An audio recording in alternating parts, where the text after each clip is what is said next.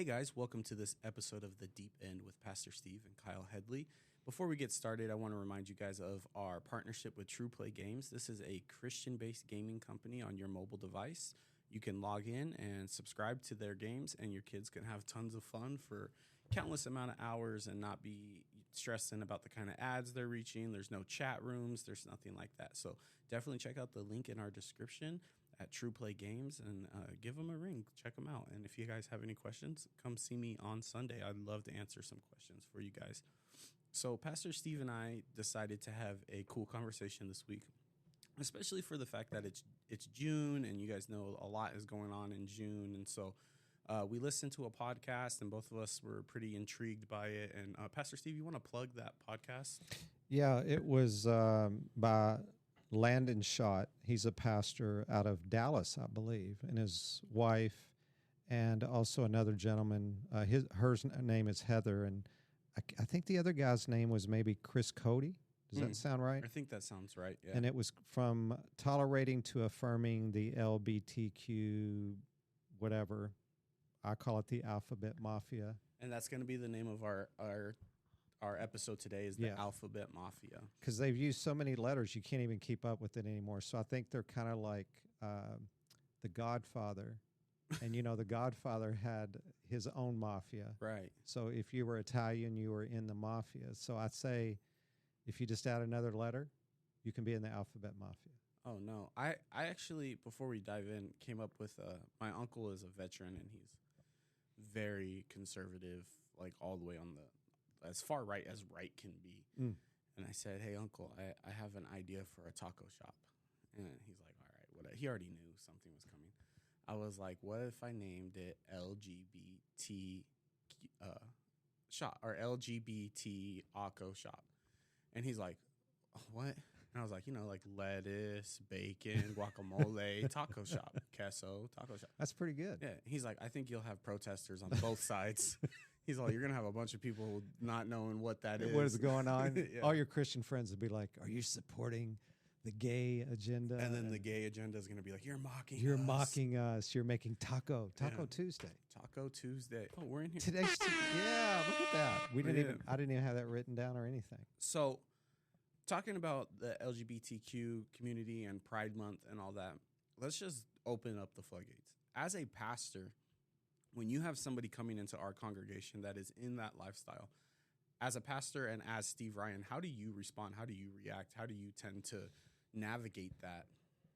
Well, just to give you a little background on me, I was raised in Louisville, Kentucky, and I think I've told you this story before privately. But my dad and mom, well, my dad, one of his best friends growing up was a guy named Roosevelt. He was at our house all the time, a 6'5" black gay man. Now, this would have been in the late 60s, early 70s, that wore a fur coat, carried a purse, and wore a wig. And he went by Rosie, because short for Roosevelt. And he was at our house all the time. And, back then, to call someone gay or anything, and my dad would call him the N-word, and then he'd call my dad a cracker. But they were like best friends. They worked together and everything. So I was around that. But, anyone that was in the gay lifestyle, you never see anyone that was in the lesbian lifestyle, or if they were, it was hidden. So I was around that. And then fast forward, eventually Rosie or Roosevelt, we moved from Kentucky to Texas many years later, me and my dad and my stepmom. And he ended up coming out, and he worked for my dad. And he died of AIDS when I think he died of AIDS in maybe 1984. Then fast forward, I got saved in 1985. I had two friends that died of AIDS, and both of them around, I think, 1993 to 95. And I was pallbearers in both their funerals. I say all that to say that it kind of changed my view. I understand how people can be hateful towards it and be mean and degrading, but at the same time, I've seen the devastation of the lifestyle. And plus, when I was in Lubbock, Texas, I was around several girls that were in the lesbian lifestyle. And it was weird. I always have, especially after becoming a Christian, I would have people come and confess that lifestyle to me quite a bit without me even asking. So now to answer your question, when someone comes in, I always try to be very honest with them. Like we had a lesbian couple that come a couple years ago. And usually when someone new comes, we follow up. Like your wife, Sharisa, follows up with people. This particular couple, I just happened to be the ones that followed up with them. And I called one of them and just said, hey, we really appreciate you being here at the church. I said, it's obvious that you guys are in a relationship. What I would tell you is we would always treat you with the same love we would with anyone that comes into the church. But just so you know, some people may not be that way. Mm-hmm. And at the same time, we do not believe in the lifestyle that you're in, but we would never keep you from coming to church. And I would usually say things like, listen, we know there's people in our church that fornicate or commit adultery or lie on a consistent basis. We don't keep them from coming to church. And what I always say to someone that's in the lifestyle too is, because usually the argument is, but I'm in love with them. And I don't argue with them. I go, oh, sure, you probably are in love with them. But living a good life and a God life is two different things. And the other thing now is I don't argue with someone when they say, well, I was born this way. I go, well, we're born into sin. Yeah. So you could be born with a bent towards that lifestyle. And as the great saying goes, you might have been born that way, as Lady Gaga would say, and we know she's way off. But now we just need you to be born again. Yeah. And I think that's kind of, I always approach people, I don't have that whole conversation at the beginning, but I'm usually just straight up and honest. We know that we recently had someone here that was transitioning, and I had a very open and honest conversation with them, and they were more than welcome to come, but they chose not to come back because I told them they could not go into a bathroom, a public bathroom, or the ones in the sanctuary because they believe they now are a male, but they're female. And my concern was, what if someone was wanting to beat them up because they found that out? So I said, you're more welcome to come, but you have to go in one of our single stall bathrooms. And they were very nice, but chose not to come back. So I know it's kind of a long answer, but I try to meet them where they're at. I don't beat around the bush, but I don't beat around the bush if someone comes up to me and says they're fornicating. Right. You know. Yeah, sin's a sin. You're going to call it out. How about you? You know, working with the youth, you got to be a little delicate with them. And I definitely don't take the motion of affirming sin, especially with LGBTQ. But I do think, like in that podcast that we listened to, they talked about how the church has made, you know, the gay lifestyle like the ultimate sin. And it's thrown off a lot of people, whereas like we have our Unchained, you know, and if we acted like having an addiction was the ultimate sin, would we have that ministry? Would it last? Would it stand? Because every single person that goes in there, I can't say every single one, but a lot of them, they're usually fighting a battle. They're addicted for a little while, then they're clean for a little while, and you know, and until they finally get that chain broken and they claim to sobriety, like you did for what 30-something years now. Yeah, 30-something years. Yeah.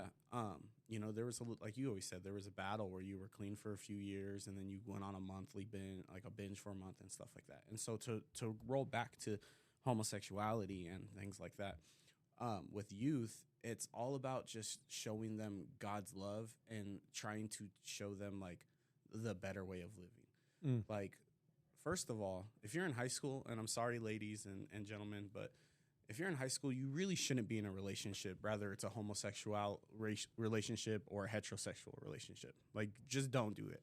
It's a mess. And I love my wife, and we were high school sweethearts. But had I all the time that I focused on getting her to be my girlfriend and then dating her and everything, had I applied that to my studies and different things, what a different life I could have set up for her if we got together at 22, you know? And so at the age of 16, 17, whether it's heterosexual or homosexual, like, focus on you and God. Like, those should be your top three things should be your relationship with God, your relationship with yourself, and your schoolwork, you know, and kind of getting all that together. And I think that's the thing about today's society is, like, if a kid picks up a doll, if a 4-year-old boy inside a toddler's picks up a doll, you know, and runs with it, we're immediately labeling them as something that they're actually just a kid grabbing a toy. I can't tell you how many times I grabbed Barbies. Now, when I was 8 years old, I thought it was funny to grab a Barbie and strap a battle rocket to it. You wanted to blow it up. Yeah, I was trying to send it to the moon. Yeah. You know. But when I was 5, I probably grabbed a Barbie and a G.I. Joe and played house and stuff like that, you know. Had my parents just decided immediately, oh, well, Kyle must be Kylie or something, how much damage could they have done to me, you know? Yeah, I think the way you answered it was really good. And when you were talking about the youth and everything, I think the thing that's different with the lesbian, gay, transgender, now they got pansexual and all this other stuff. The problem with that particular sin or sins is they're so in your face with it. I've never met an adulterer that's ran up to me and go, hey, man, I'm proud to be an adulterer. In fact, I've picked a whole month to celebrate my sin. So with all of that being said, how do you still minister to people that want to take their sin and push it in your face? Right, because in that essence, the homosexuality is the underlying sin and living in pride is the overlying sin. So I think it's in Isaiah 14. I hope I have the right chapter. Satan says 5 times, and you've probably heard it before, I will exalt myself. I. So it's all pride when he was going to try to dethrone God. It's one of the references to Satan before he was cast from heaven. So he was so prideful, he kept putting I at the beginning of it, saying, I will do this, I will do it. Well, if you look at this movement, a lot of the people in, once again, what I call the alphabet mafia, because what they do is they keep adding new things into it. Because anytime I think once you start sinning, you're in a state of confusion. So you got to add another letter to the alphabet. Yeah. Almost like, what I find funny is they get upset with us and say we're not inclusive. Right. But really, the most hated group by most people that's in that lifestyle, and I'm not going to say all, there's good people I'm sure that's in that lifestyle that can care less about the agenda or anything like that. There's probably a lot of people like that. But really, who they hate the most is Christians. Right, because they believe that the church has given up on them, turned their back on them, hate them. And probably in some cases has. Well, I would disagree. I don't think the church has ever done anything like that, but there's probably a few people, you know, in the church that has hurt them, and then they just throw the blanket statement on all Christians are just judgmental, all Christians are hateful, all Christians are this. And don't get me wrong, I'm not going to affirm their sin. I'm not going to sit there and baby them while they're in sin and stuff like that.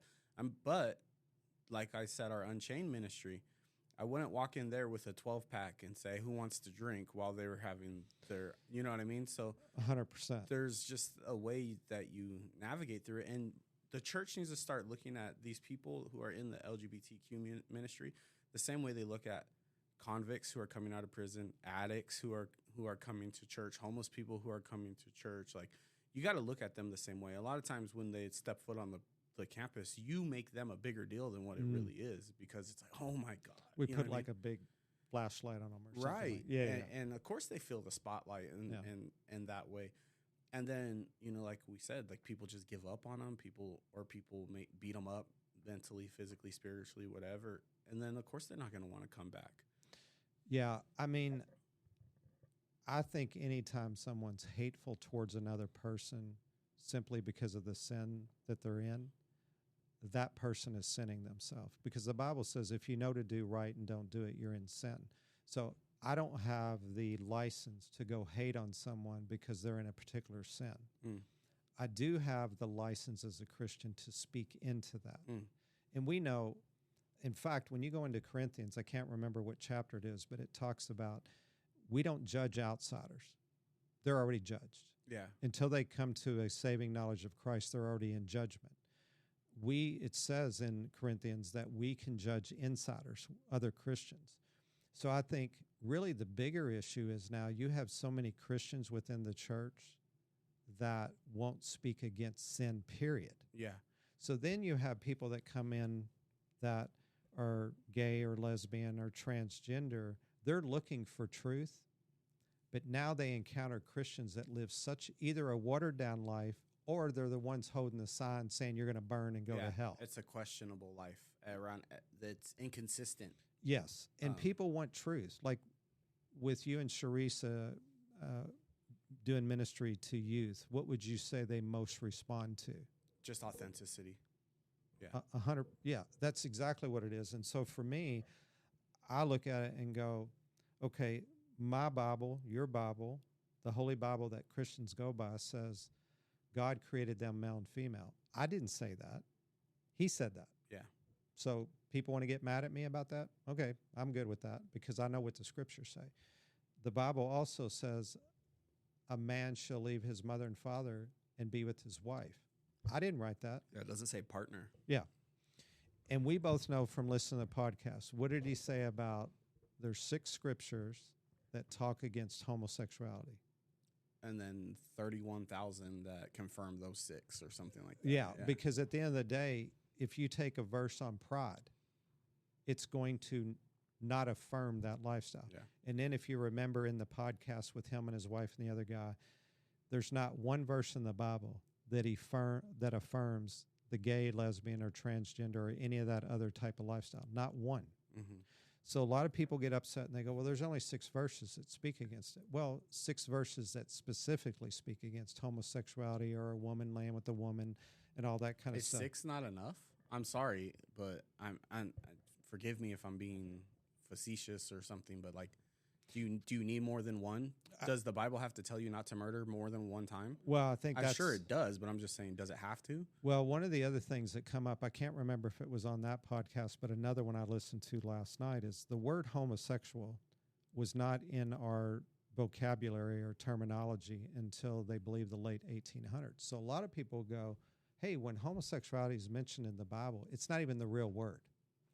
But if you go into the original language, anytime it talks about a man laying with a man, it talks about the man being effeminate and he's walking in to be in a bed with another man. Yeah, it's kind of more specific than the word homosexual. Yeah. So when the word come along, sure, that's homosexual behavior. Yeah.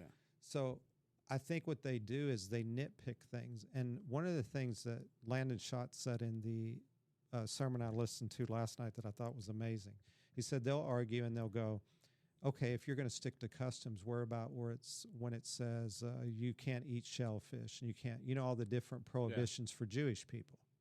Well, I'm not Jewish, so there's that. Not only that, well, exactly, because it's a cultural thing. But he says there's cultural prohibitions and there's universal prohibitions. Universally, we all know a man being with a man or a woman against a woman is totally against the nature of God. We know that murder is against the nature of God. Yeah. That's not a cultural issue. That's a universal issue where you're going, oh, no, God prohibits that. So when they make the argument, well, why aren't you sticking to other things? Why are you picking homosexuality? Well, if someone comes to me and they're fornicating, I've confronted a lot of people on fornication and adultery and lying and cheating and stealing. And I've done those things in the past in my life. It never works out well because you reap what you sow. Now, if someone's not a Christian and they're living this lifestyle, they're looking for truth. They just don't know it. But if you claim you're a Christian and you're continuing in sin, my personal opinion, something's off. Yeah, because you don't have the revelation of the healing then. If what's the point of living? Okay, so it's kind of a teaser for my sermon coming up next week. In or and out. What is that called? In or out. And your image is an in and out sign, yeah. Which is brilliant. A lot of people are going to be hungry. That's good. But we should order in and out hamburgers. That would be so cool if we could do that. Maybe we can do that. We'll see what we can do. We'll see what we can do. All right. But what was I saying? Oh, so a big part of my sermon next week is like, if you don't believe in all of it, if you don't take Jesus for everything, what is the point of your life? What are you doing here? Are you in or are you out? Because if you're in, you need to take all of it in. You don't get to pick and choose what's on your plate. That's good. Take it all.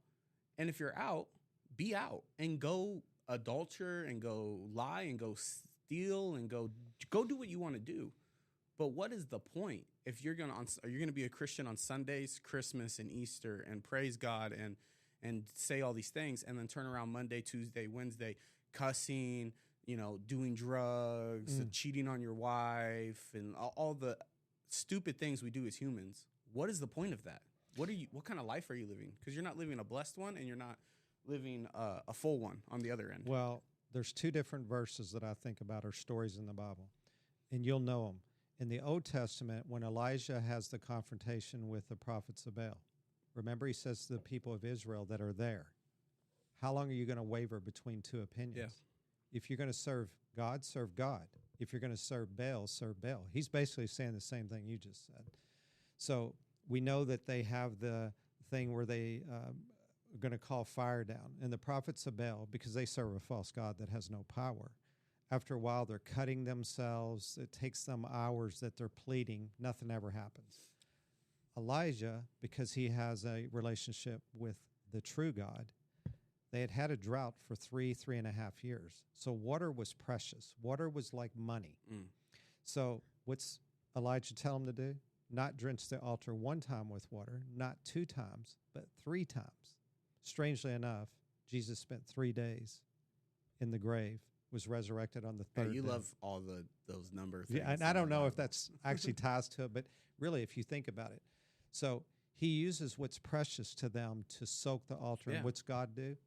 Sends fire down, and it even says in the scriptures that it even licked up. That's the word it uses, licked up any water that was left. It's almost like God was going, one last signature thing I want to show you here, that I'm the true God. Then when you go into the book of Revelation, you know of the lukewarm church, Laodicea. I've heard different things on this, but some people believe because Laodicea was up on a hill, they had to carry water up. So by the time it got up there, it was lukewarm. And what do we normally do with lukewarm water?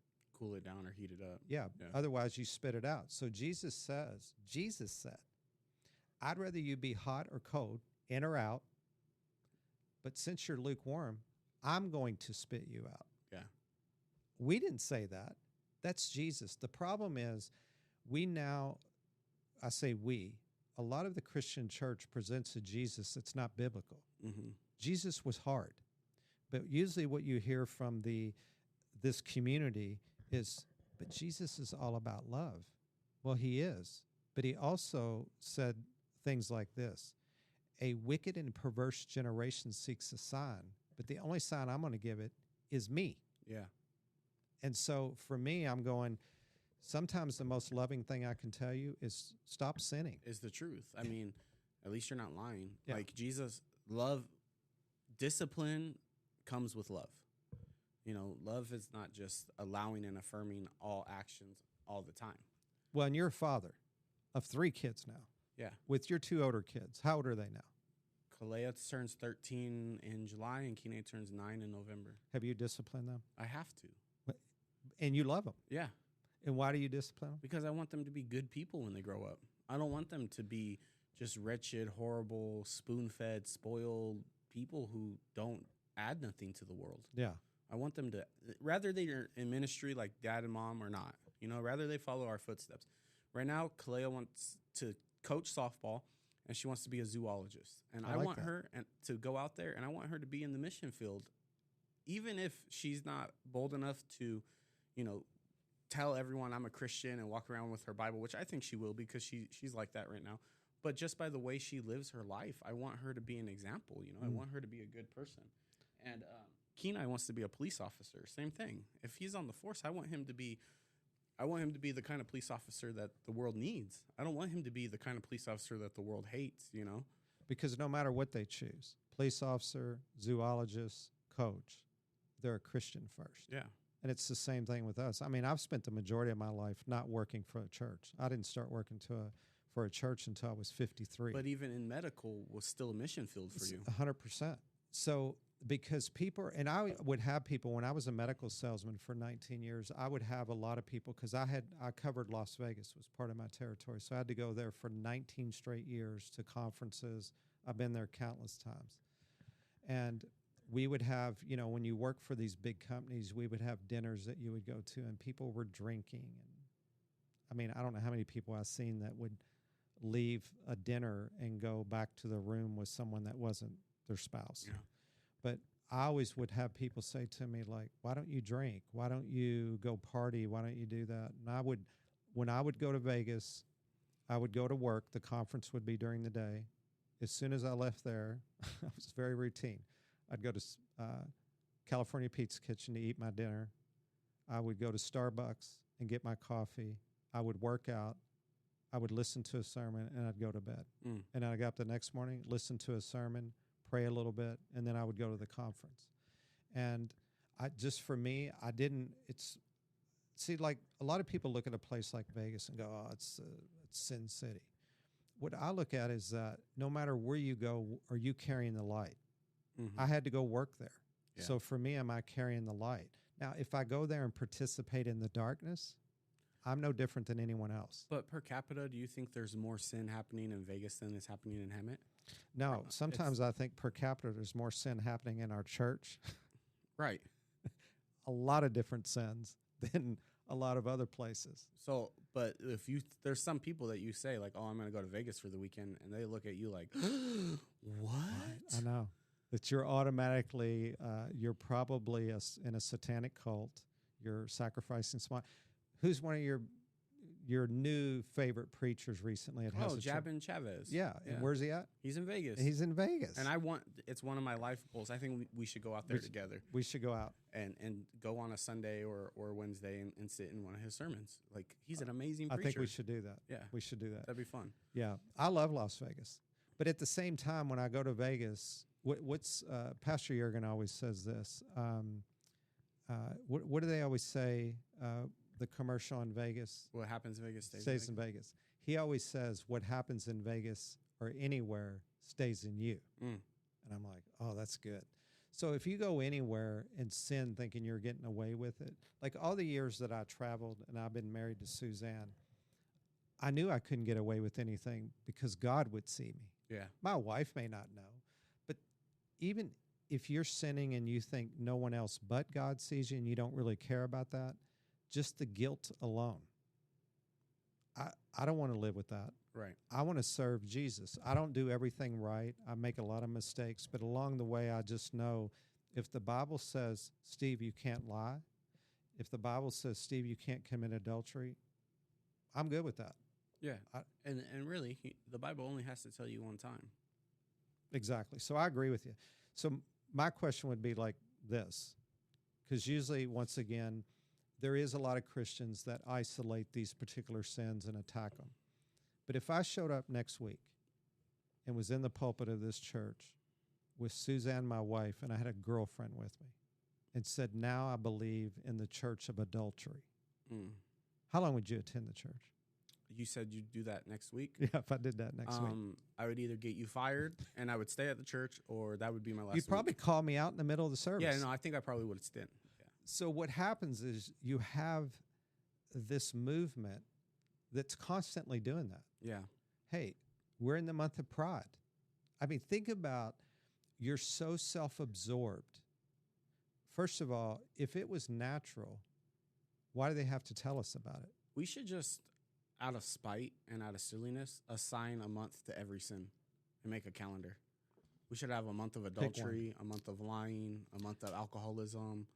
We should just do and October could be the month of evil. Yeah, but that's not a particular witchcraft. There we go. You know, what would be a good one for December? Could be idolatry. Oh, because of Christmas and all that kind of stuff. February could be the month of adultery because Valentine's Day. I mean, we could just do a whole. I never even thought about that. A whole sinning calendar for people, so they can just celebrate all their sins. You just offended a bunch of people, and that's okay. February is Black History Month. Oh, so if you make that adultery month, they could still do Black History Month. Yeah, it's just different. I just want to make sure. Yeah, it's separated. Did you know that I think it's November is Mexican Heritage Month? I could be wrong. Or March. Yeah, one of them is Mexican Heritage Month, but it's not as big of a deal. Shout out to Tyler Martinez, Lynette, and that whole family. The whole family. On Taco Tuesday. On Taco Tuesday. Man, that's too much. But I got to thinking about, you were saying in the Bible where it says we aren't to judge outsiders, but we can judge insiders. How dumb would we look if we went into a bar and was like, oh my gosh, Pastor Steve, look at these people drinking. I can't believe they're doing this. Look at them. Like, duh. Yeah. That's why they're there. Yeah. It's like going in a pot dispensary. Oh my God, they're buying weed?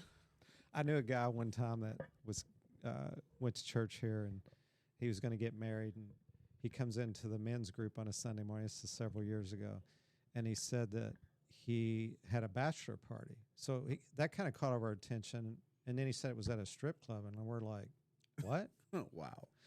And then he said things like this. He goes, but I wore a ball cap, so I had my ball cap down most times, so I wasn't looking at the girls. And I'm like, but they don't have no clothes on.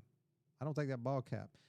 We obviously all knew he was lying. And I'm just like, dude, just tell the truth. In essence, you betrayed your future wife because you're going to look at a bunch of women with no clothes on. But he was trying to justify it. And he said, I just felt like God wanted me to go to minister to him. And I was thinking, like, is this a hands-on ministry? Yeah. What kind of ministry? What kind of laying hands are you doing? So ridiculous. And, you know, I don't understand how people are so beside their sin that they try to justify those type of things.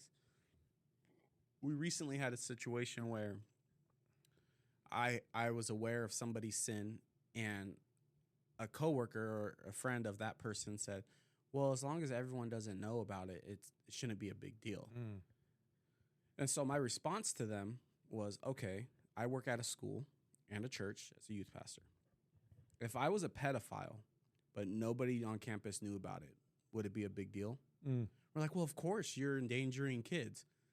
Well, no, period, end of discussion. It's a big deal. If you're sinning and you're hiding it, it's a big deal. Yeah, because sin destroys. We know Jesus came to set us free from sin. Will every sin kill you? No, but can I read a verse real quick? Because this will tie in with the homosexuality thing. Leviticus 20:13, if a man practices homosexuality, having sex with another man as with a woman, both men have committed a detestable act. They must both be put to death, for they are guilty of a capital offense. Now, do we believe that a homosexual or a lesbian, if they're caught in the act, should be put to death now? No. But we also know in the Bible that when a woman was caught in adultery, she would be put to death. So there was this is how serious God is about this stuff. He doesn't want Christians running around killing homosexuals and lesbians. I'm not saying that.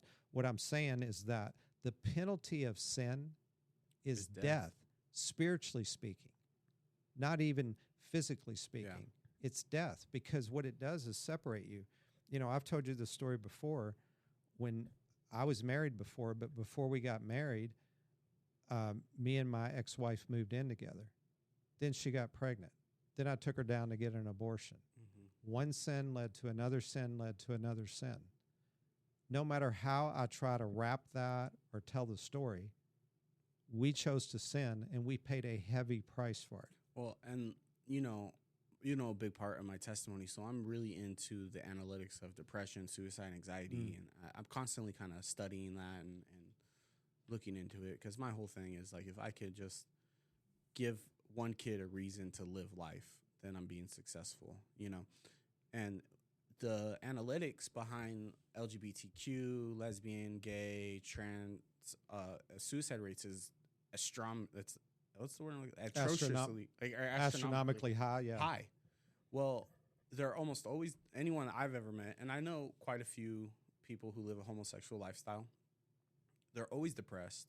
They always have anxiety. They're never satisfied. They always feel like they have a target on their back. They always feel like everyone is judging them. And really what is going on is the Holy Spirit or themselves are judging themselves. They're depressed because they're not happy with the way that they're living life. They have anxiety because they know they're constantly in wrong. So all those things, like you said, the wages of sin is death. And eventually it becomes to a point where they just can't take it no more. And it's not because society has beat them down. It's not because the church has pushed them out. And some people feel that way. But they've done it to themselves. They beat themselves down. They push themselves out, you know, and that's sad. But it is a reality of the situation. When you're choosing to constantly live in sin every single day, you're not going to be happy. you know. Well, one of the things that I was thinking about a week or so ago, we had turned on the TV and Cheyenne was in the living room with me, and the West Hollywood Parade was on, which was the parade. Strangely enough, KTLA called their station Gay TLA that day, which was so just catering to all the woke nonsense. Marketing department do better. Yeah, I mean, as a marketing thing, I guess they were brilliant. No, from they, that they should do standpoint. better. Yeah. So the mayor of West Hollywood is gay, shockingly, and I'm saying that with sarcasm. But Like this. Sorry to interrupt you. yeah. Why not be LGBTQ LA? Oh, there you go. That's what I'm saying. See? Marketing department do better. Yeah, look at that. You need to go up to LA. You No, need to thank move you. to West Hollywood. Although, if you have some marketing needs, let me know. You could help straighten some things out. Yeah. I emphasize the word straight. But the thing that was interesting in it is a couple times when they would interview people, they would say things like, I just want to be my authentic self. And what kept coming to my mind is I was like, so you want to come out in front of a bunch of strangers, stripped down to next to nothing, whether you're a man or a woman, to show off your sexuality for what? Like a heterosexual never runs out and goes, hey, I'm straight. Yeah. We already know. See, when you know the truth, you don't have to yell it. You already Right. know it. You know it.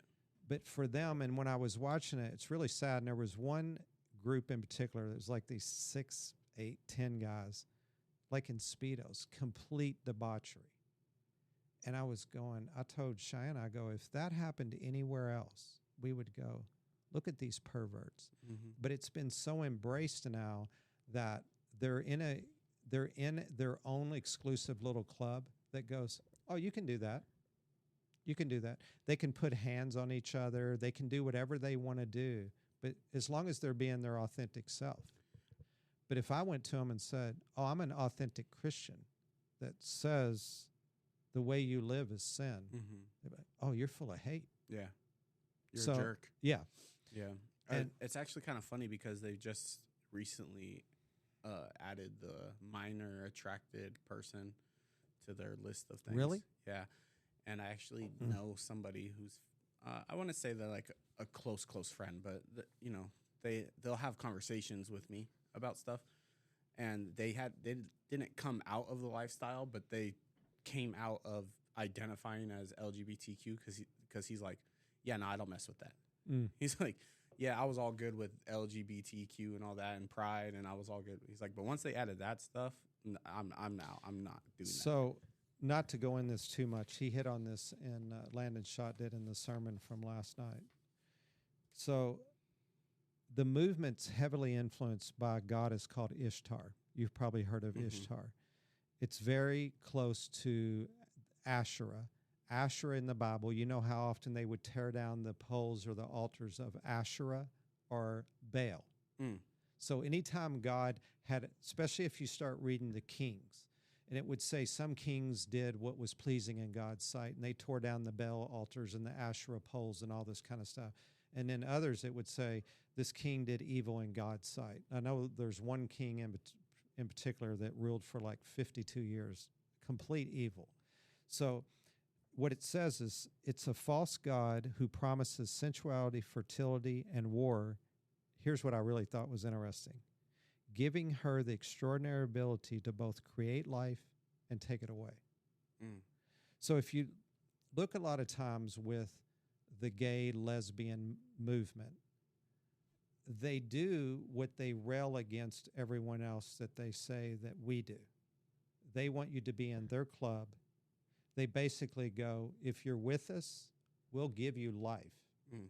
If you're not with us, we'll take your life. Yeah, we'll cancel you. Yeah, we'll cancel you. You're not part of our group anymore. And because it's all pride. And when you have, because at the end of the day, when you said that this guy said, I wanted to get away from it when I started seeing all these other things, it's because it's demonic. Yeah. And when you're dealing with spirits like that, those spirits, especially a sensual spirit and all that, is going to take over. And anytime in the Bible, like if you take Sodom and Gomorrah, remember when in Sodom and Gomorrah, the story of Lot and his family. They're in the home. 2 angels come that's going to take them out of the city. What do the men of Sodom and Gomorrah do? They go to the home and basically beg Lot to send out the 2 angels. They don't know they're angels. They just know they're new men in town. I'm going, why do you need the 2 guys in the house? Well, they had already had sex with everyone else in the city, so they needed something new. So they're calling them out, and Lot's like, what are you doing? But Lot is so influenced by the city that he offers his 2 virgin daughters. Why wouldn't you just take a stand and go, you ain't touching nobody in this house? Yeah, nobody in my house is getting touched. Exactly. Yeah. But Lot had become a gatekeeper in the city and was influenced by what was happening in the city instead of influencing the city. So eventually we know... That's like your sermon, influencer or sinfluencer. Yeah. Yeah. So at the end of the day, we know that God put blindness on them and they ended up leaving. But that's the problem, is that especially I think with homosexuality with men, you never satisfy that desire. I heard a statistic one time that the average gay man lives to be in his early 40s, and on average will have up to 500 partners in their lifetime. Wow. Now, you're not going to hear that in any news media. You're not going to hear that. But why is it always sexual? Yeah. Why is it always tied around their sex? Like, me and you never talk about our heterosexuality. You never come to me and go, hey, Steve, I was just the other day, man, I was really contemplating my sexuality. I'm thinking I'm going to have a parade, or I'm going to do this nonsense or whatever. We never talk about that. Yeah.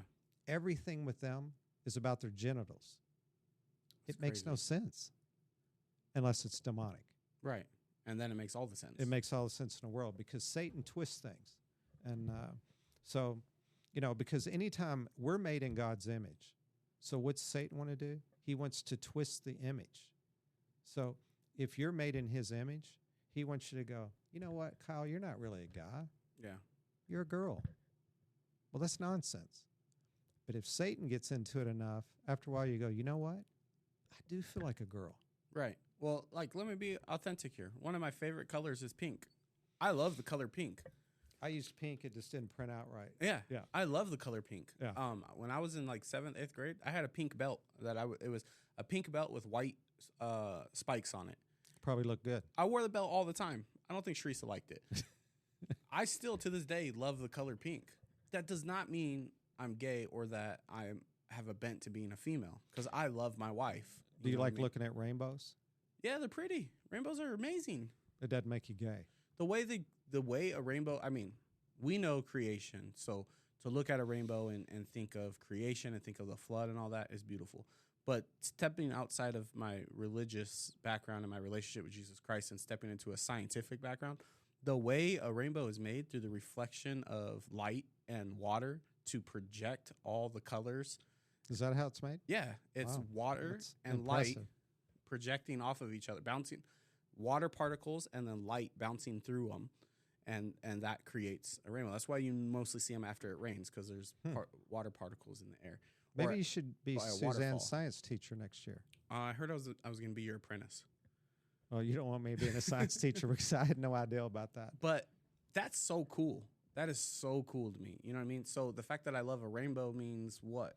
You know what I mean? It means nothing. It just means that I'm fascinated by the science of it.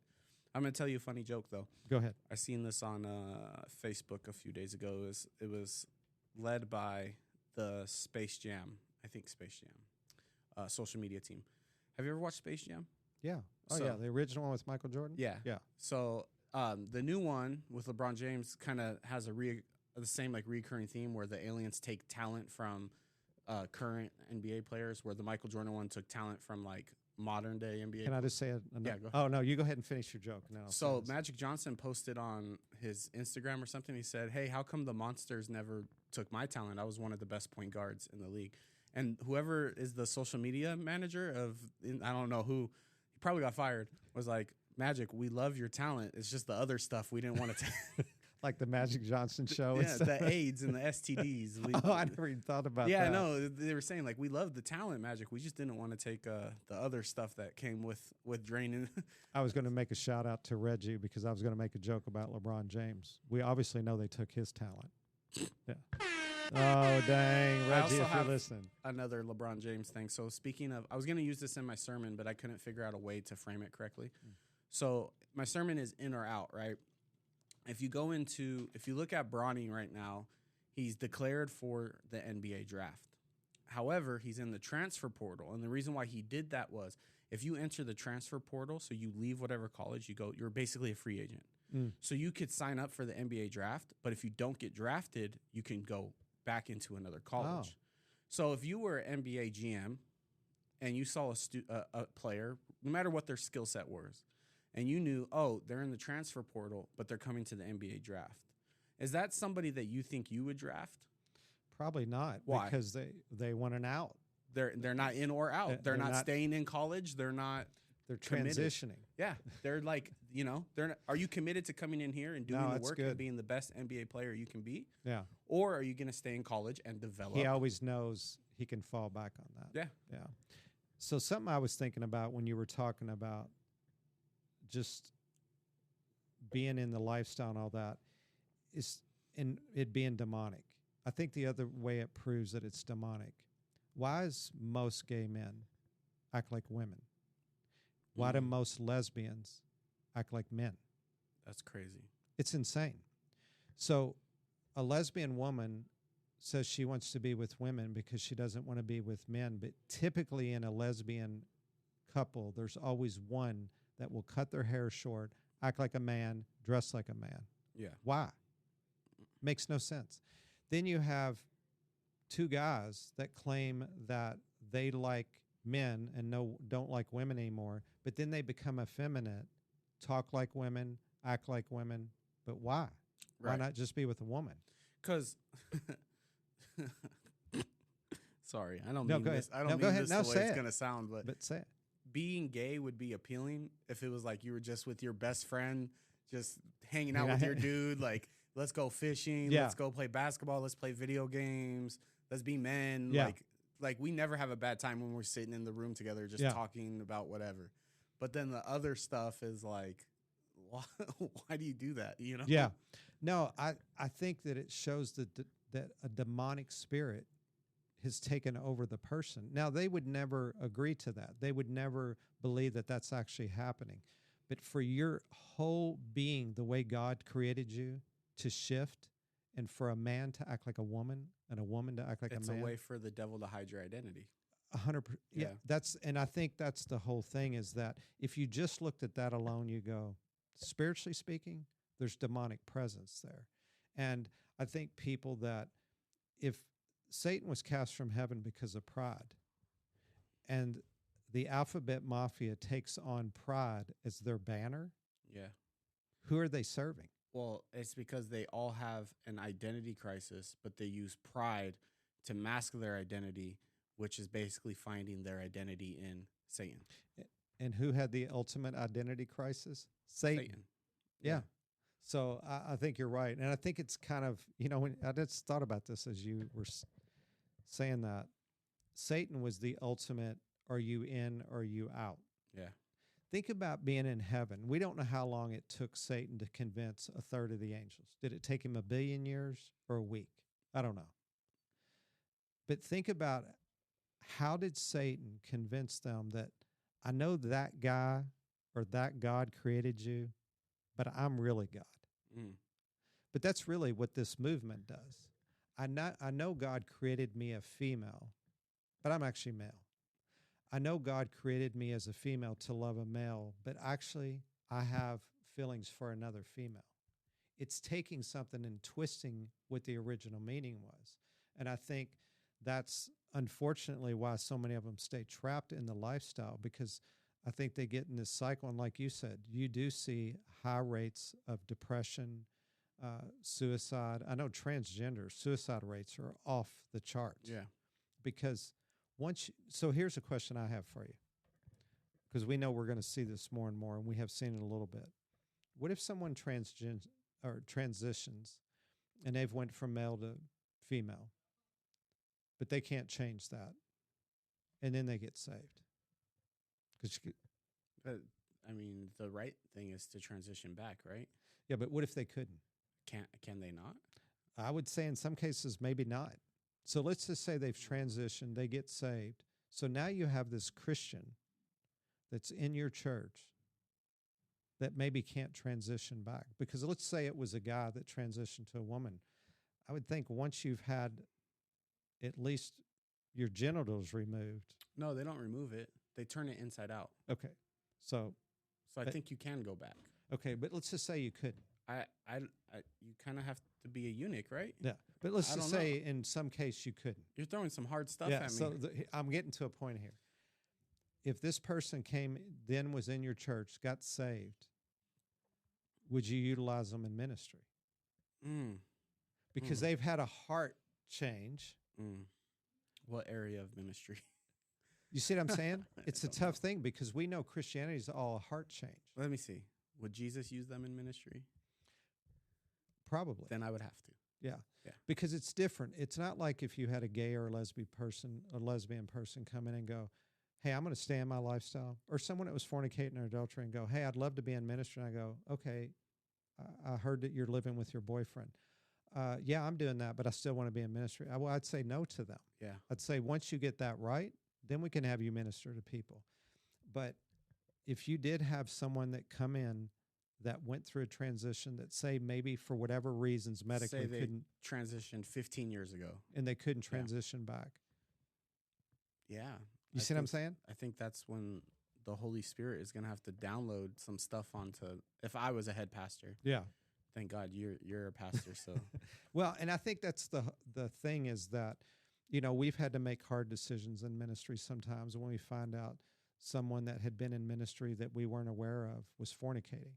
Yeah.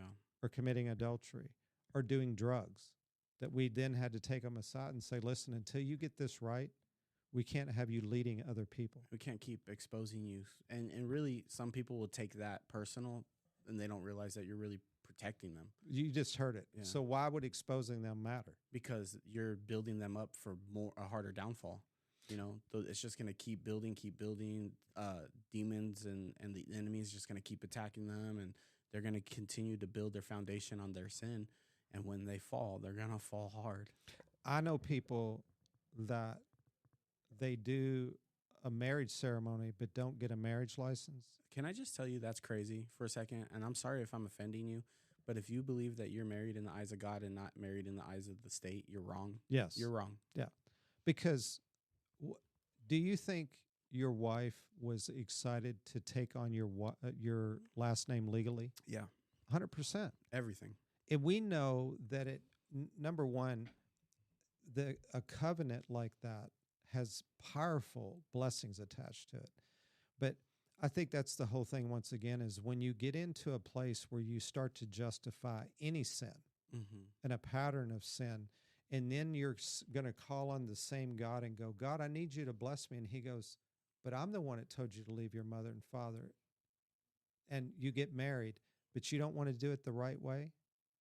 Why would I bless that? On top of all that, that keeps you together. Like, I don't think people realize that, but how many times when you're married, quote unquote, in the eyes of God, but not in the eyes of man, when you don't like the way they put the toothpaste thing or whatever, have you disappeared for 2 or 3 days before you came back? Like, when you're married, you don't do that. You can't do that. You can't just decide, oh, I'm going to go sleep at my parents' house for 3 weeks, and then we'll come back and have a makeup session, and then we'll be fine. And I agree with you. I heard an interesting statistic recently.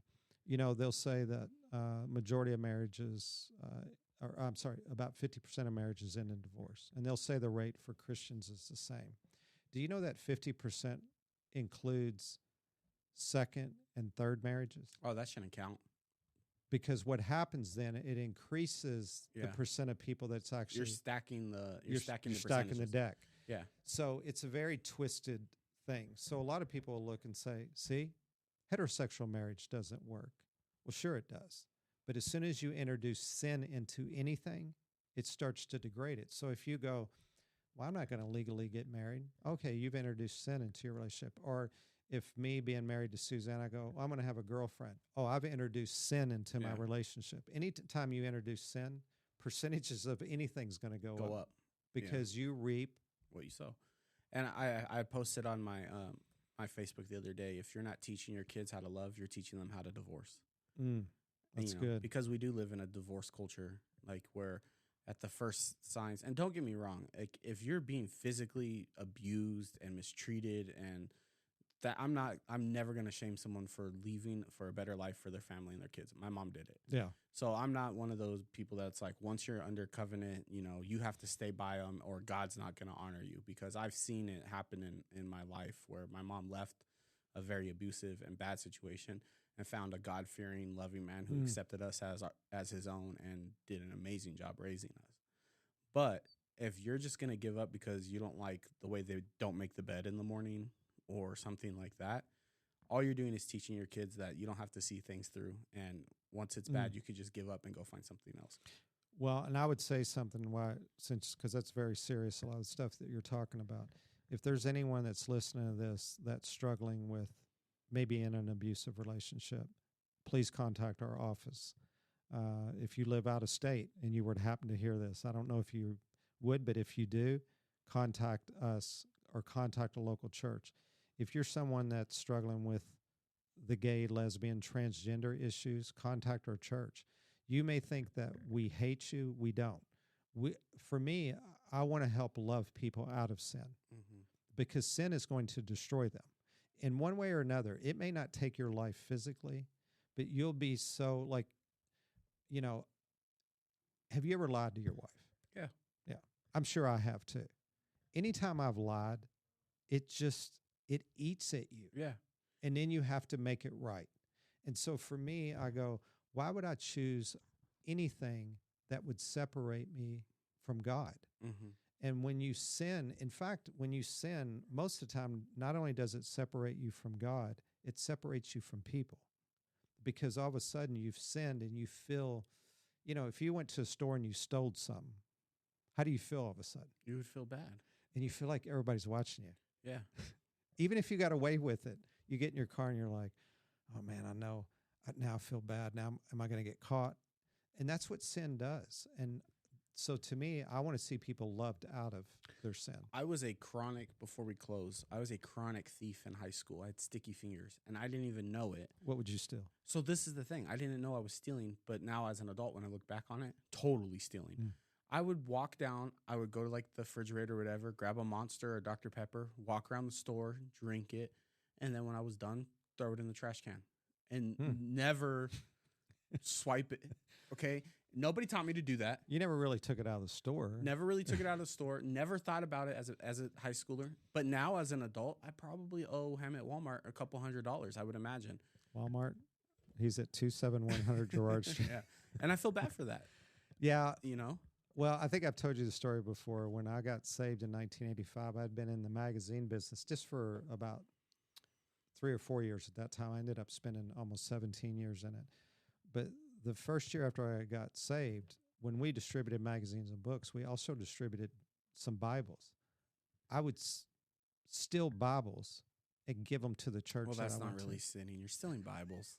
No, that was my own rational thinking. You're putting them in the hands of where they belong. Yeah, and what's funny is even before I was saved, I knew stealing was wrong. But I felt like because I was giving them to the church, I was doing something righteous. And finally, the secretary, I went to a huge church in Lubbock, Texas, and she goes, Steve, we love that you're bringing us these Bibles, but where you get them at? And she knew I worked in the magazine and book business. I said, and I was always like very brutally honest. And I was like, oh, I just steal them and give them to you guys. And she goes, but you can't do that. Like, please stop doing that. Yeah. That's funny. So, but I think that's the thing is that even thieves who like rob hotel rooms leave the Bible past it. They leave the Bible. That's true. The Gideon's Bible, yeah. They don't ever take those Bibles out of hotel rooms. Do hotels still do that? I don't know. We were just in a hotel in Newport Beach. I'm trying to think now. I don't remember seeing it. Maybe. I wonder. Next time I'm in a hotel, I'm going to have to see if... Check that out. Yeah, if they still do that. If you're listening out there. I know he's probably getting ready to promote TruPlay. Yeah, well, I did in the beginning of the podcast, but I'll do it again. Right. Our partnership with TruPlay Games. It's a Christian-based gaming company designed to protect your kids from all the things that go on in the gaming industry.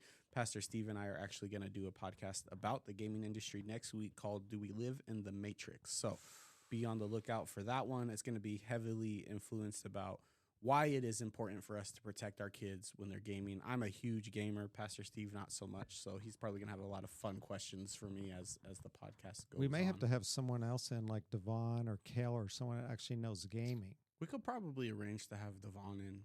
Yeah, I'll see if I can get that. And I was trying to think of what else. Oh, you said the Matrix thing. You know what it made me think of? Me and you do live in the Matrix because we're both married. Shout out to Suzanne Charisse. And I never want to be unplugged.